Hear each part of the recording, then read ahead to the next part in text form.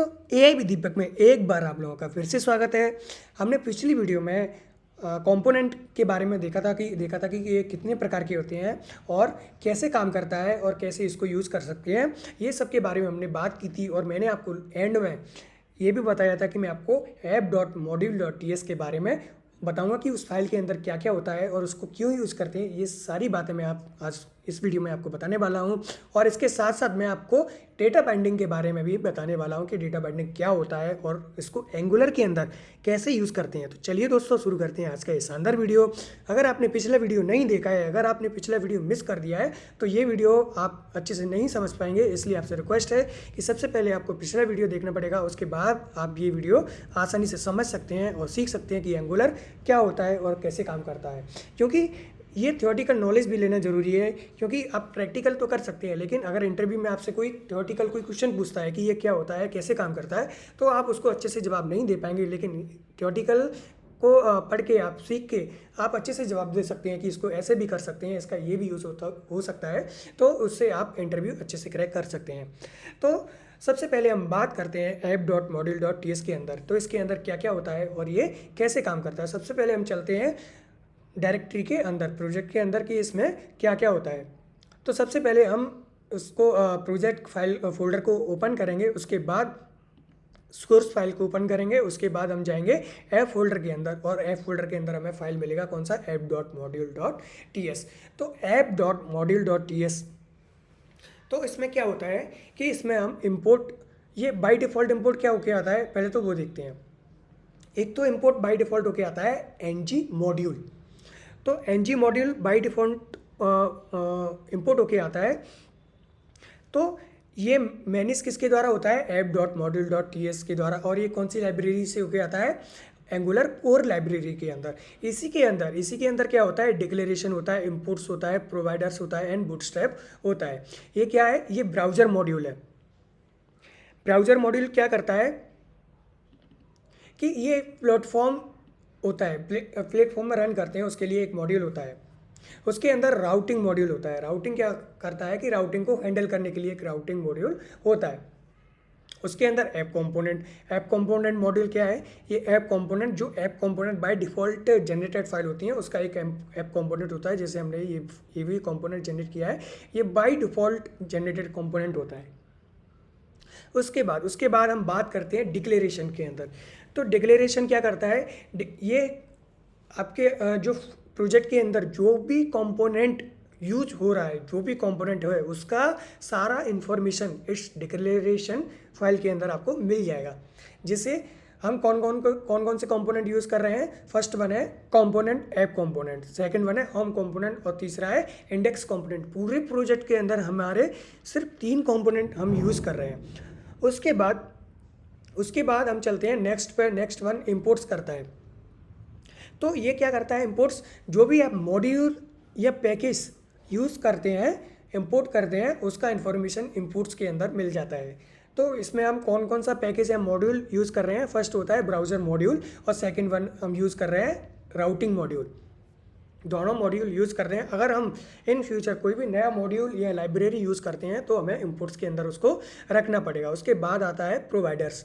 तो प्रोवाइडर्स क्या होता है कि जब हम अपने प्रोजेक्ट में कोई सर्विस यूज़ करते हैं, या तो वो अपना क्रिएटेड सर्विस होता है, mostly created he service use करते हैं, तो उसका इन्फॉर्मेशन हमें प्रोवाइडर्स के अंदर रखना होता है। और बूटस्ट्रैप क्या होता है कि आपका प्रोजेक्ट किस कंपोनेंट से स्टार्ट होगा, उसका इन्फॉर्मेशन बूटस्ट्रैप के अंदर आपको रखना पड़ेगा।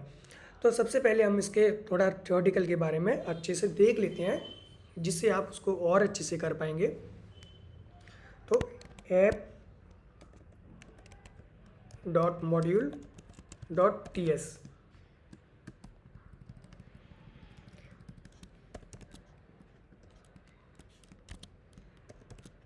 तो इसके अंदर सबसे पहले हमने देखा डिक्लेरेशन।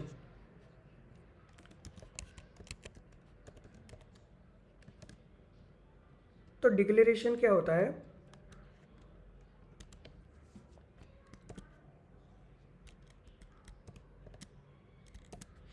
डिक्लेरेशन क्या होता है, it contains information about component to use in your app।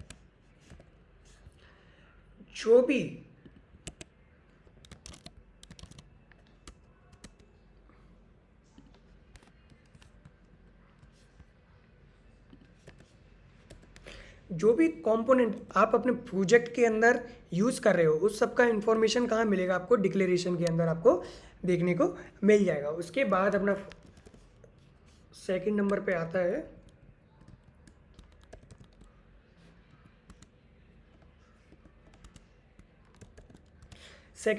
है इंपोर्ट्स। तो इंपोर्ट्स आता है सेकंड नंबर में। इसमें क्या बताया था कि आप जो भी पैकेज या मॉड्यूल यूज़ कर रहे हो उस सब का इंफॉर्मेशन इस इंपोर्ट के अंदर आपको मिल जाएगा। तो it contains information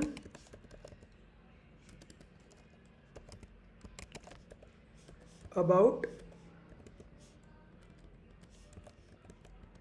modules and packages. Third number पे आता है प्रोवाइडर्स।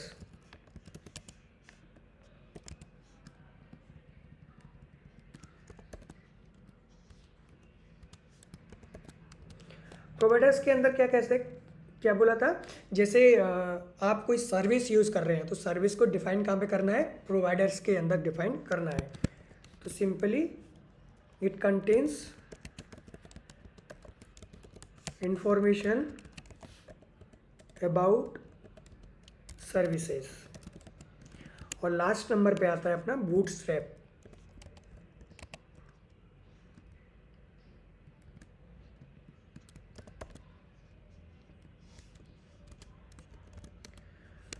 तो ये क्या कर रहा है, it defines the component to start with. मतलब जिस कंपोनेंट से आप स्टार्ट कर रहे हो अपने प्रोजेक्ट को वो बूटस्ट्रैप के अंदर रखा जाता है। और मैंने आपको एक बूटस्ट्रैपिंग के बारे में भी बताया था। बूटस्ट्रैपिंग क्या होता है कि जो स्टैटिक डॉम होता है उसको डायनेमिक डॉम में चेंज करना बूटस्ट्रैपिंग कहलाता है। ये भी इंटरव्यू के लिए पूछा जा सकता है। इसके बाद हम चलते हैं नेक्स्ट स्टेप की ओर। नेक्स्ट स्टेप में आपको बताने वाला हूँ डेटा बाइंडिंग। एंगुलर के अंदर डेटा बाइंडिंग क्या होता है और इसको कैसे यूज़ कर सकते हैं। तो हम उस डेटा बाइंडिंग के बारे में थ्योरेटिकल एंड प्रैक्टिकल दोनों का नॉलेज लेंगे। तो सबसे पहले मैं आपको बताने वाला हूँ कि डेटा बाइंडिंग होता क्या है। डेटा बाइंडिंग क्या है? डेटा बाइंडिंग एक टेक्निक है एंगुलर के अंदर। वो क्या करता है कि आपका जो डेटा है वो HTML के अंदर आसानी से बाइंड कर सकता है। जैसे आपने कोई फाइल क्रिएट किया ऐप, जैसे आपका टाइप स्क्रिप्ट का फाइल क्रिएट हुआ, उसके अंदर आपके पास कुछ डेटा है। वो डेटा आप HTML के अंदर दिखाना चाहते हैं कि मैंने ये डेटा पुट किया है और मैं इसको स्क्रीन पर शो करना चाहता हूँ। तो आप HTML के अंदर सेंड करना चाहते हैं तो आप सिंपली उसमें डेटा बाइंडिंग एक्सप्रेशन टाइप करके वो उसका वेरिएबल का नेम लिख के आप सिंपली उसको शो कर सकते हैं। जैसा कि हम पहले जावा स्क्रिप्ट और jQuery पे यूज़ करते थे तो उसमें क्या होता था, डॉम मैनिपुलेशंस बहुत ज़्यादा थे कि जैसे हम सेलेक्ट करते थे कि document dot query selector, document dot query selector by ID name, append child, ये सब हम यूज़ करते थे डेटा बाइंडिंग के लिए। तो ये क्या होता था, ये बहुत लॉन्ग प्रोसेस होता था और इसको समझना बहुत ही ज़्यादा हार्ड तो था ही, लेकिन तो थोड़ा लॉन्ग भी प्रोसेस था क्योंकि इसमें बार बार वही सब ID नेम देके उसको पहले उसको कॉल करो, वेरिएबल के अंदर स्टोर करो, फिर उसमें डेटा बाइंड करो, फिर उसको सेंड करो, तो वो सब लॉन्ग प्रोसेस था। लेकिन एंगुलर के अंदर इसको बहुत ही सिंप्लीफिकेशन रूप में दिया है और इसको बहुत ही आसानी से कर सकते हैं। तो सबसे पहले मैं आपको डेटा बाइंडिंग के कुछ थ्योरेटिकल नॉलेज के बारे में बताता हूँ। Data binding in angular.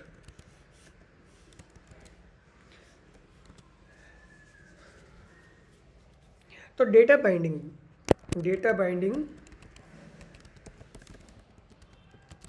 Is a technique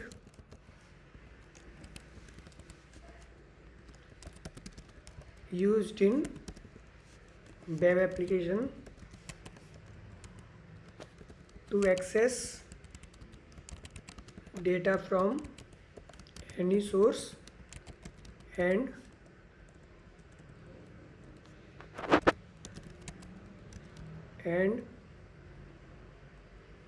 bind to UI। Data binding क्या है? ये एक टेक्निक है जो वेब एप्लीकेशन के अंदर यूज़ किया जाता है डेटा को एक्सेस करने के लिए और उसको UI से बाइंड करने के लिए। उसके बाद JavaScript and jQuery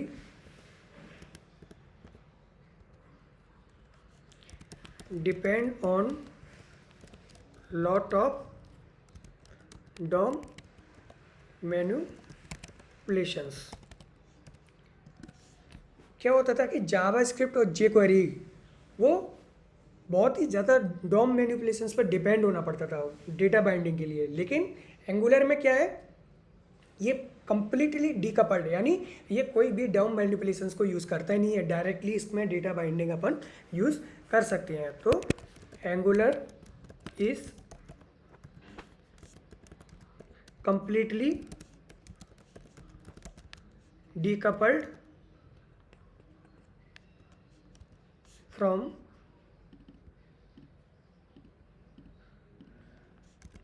DOM manipulations।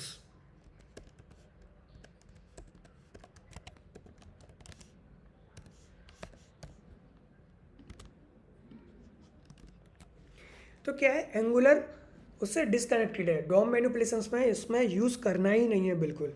और उसके बाद angular implicitly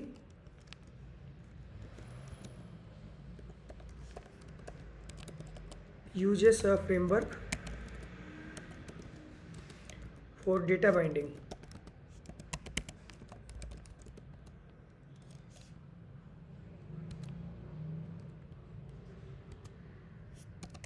called MVC, Model View Controller।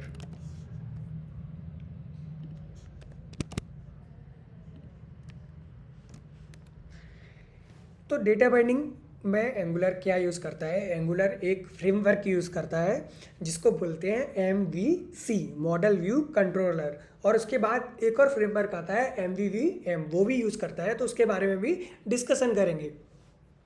तो अभी हम डिस्कशन करेंगे किसके बारे में? MVC। MVC क्या होता है?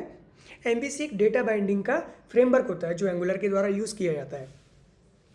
ये कैसे काम करता है और ये MVC के बारे में पूरा नॉलेज हम आने वाली वीडियो में अच्छी तरीके से देखेंगे कि डेटा बाइंडिंग में MVC क्या होता है, MVVM का क्या यूज़ होता है और इसको कैसे प्रोजेक्ट के अंदर यूज़ करते हैं, वो सब चीज़ हम आने वाली वीडियो में देखेंगे।